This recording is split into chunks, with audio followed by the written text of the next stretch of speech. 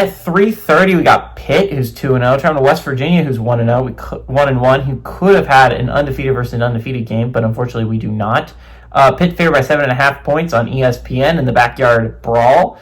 Eli Holstein has gone 36-51, thrown for 519 yards, 8 touchdowns, 2 interceptions in his 2 starts.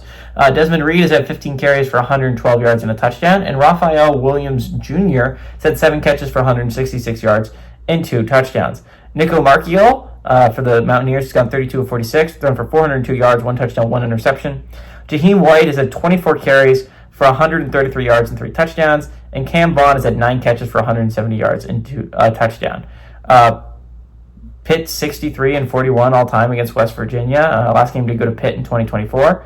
The home team has won the last 4 times these two teams have played. 2007 was the last time Pitt went on the road and beat West Virginia. It's been a little bit.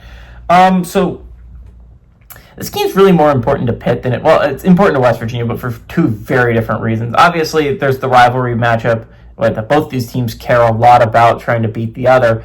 But talking about more broad picture, Pitt needs to start at season 3-0 with this out-of-conference because they have an extremely difficult in-conference schedule. Not to mention, they still have a Notre Dame game they got to play.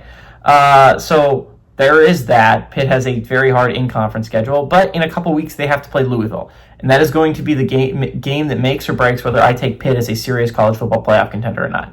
If Pitt can beat Louisville, then suddenly we're talking about Pitt as a team that can go to the college football playoff. If not, then I don't think that they can, obviously.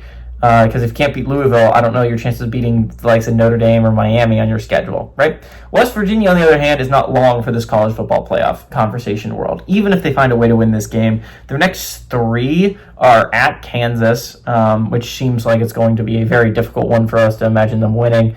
West Virginia then plays Utah, I believe, and BYU in a row.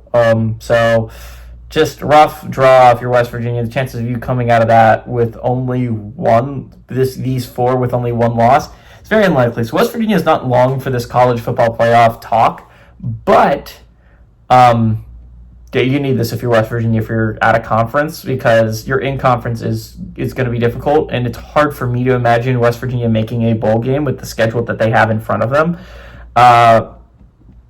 So yeah, it's really interesting. This is a big game for West Virginia for bowl purposes. This is a big game for Pitt to be kind of still in the mix of this college football playoff conversation. I think Pitt's going to be able to do it. I understand this is a rivalry. Things get fluky in rivalry games.